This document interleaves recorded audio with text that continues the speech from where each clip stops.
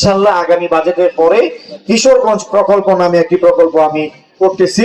এটা কমপক্ষে 18 থেকে 1800 কোটি টাকা থেকে 2000 কোটি টাকার একটা প্রকল্প আনতেছি কিশোরগঞ্জের জন্য।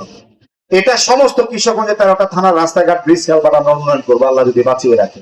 তো আমার নির্বাচনী এলাকা কুলিয়ারচর, ভৈরব, এ থেকে বাদ যাইব, এটা আগে হইব ইনশাআল্লাহ। সেই ক্ষেত্রে দোয়া করবেন। ব্রিজ, কালভার্ট, রাস্তাঘাটের কথা বলতে হবে না।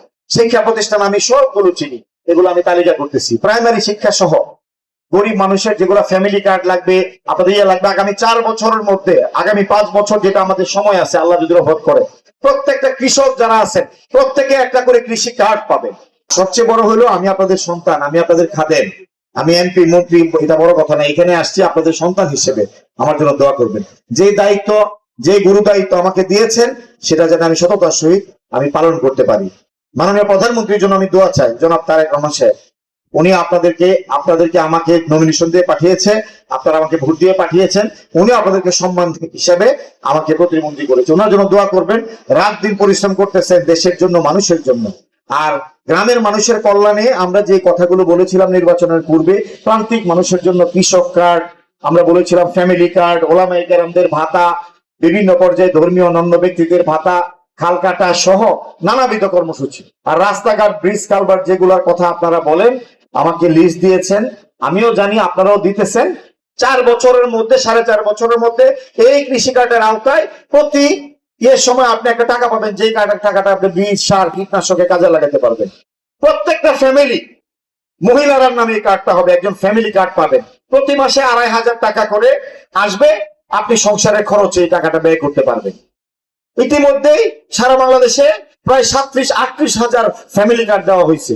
আমার কুলিয়ারচর ভৈরবের মধ্যে শিমুলকান্দি ইউনিয়নের তুলাকান্দি গ্রামের ওয়ার্ডে, 8 নম্বর ওয়ার্ডে আমার প্রায় 1107 জন, 1000 কতজন, আমার মনে নাই, 37 জন সম্ভবত, প্রতি মাসে 2500 করে পাচ্ছি। আগামী 3 মাসের মধ্যে 40 লক্ষ ফ্যামিলি এই কার্ড পাবে নতুন করে। আর পর্যায়ক্রমে আগামী 4.5 বছর আমাদের সরকারের যে মেয়াদ, এর মধ্যে কোনো পরিবার বাদ থাকবে না, প্রতি পরিবারে একটা করে ফ্যামিলি কার্ড পাবে।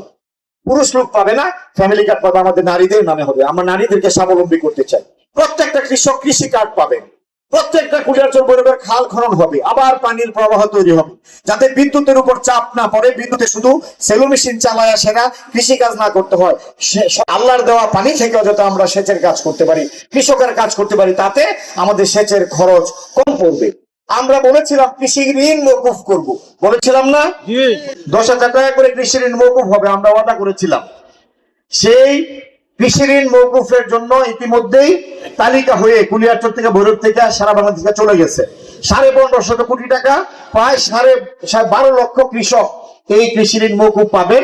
আগামী জুন মাসে 30 তারিখে বাজেট পাস হওয়ার পরে জুলাই আগস্টের মধ্যেই এই চিঠি আপনারা পেয়ে যাবেন। যারা 10,000 টাকা করে কৃষি ঋণ আছে, সুদ সহ মওকুফ পাবেন আপনারা।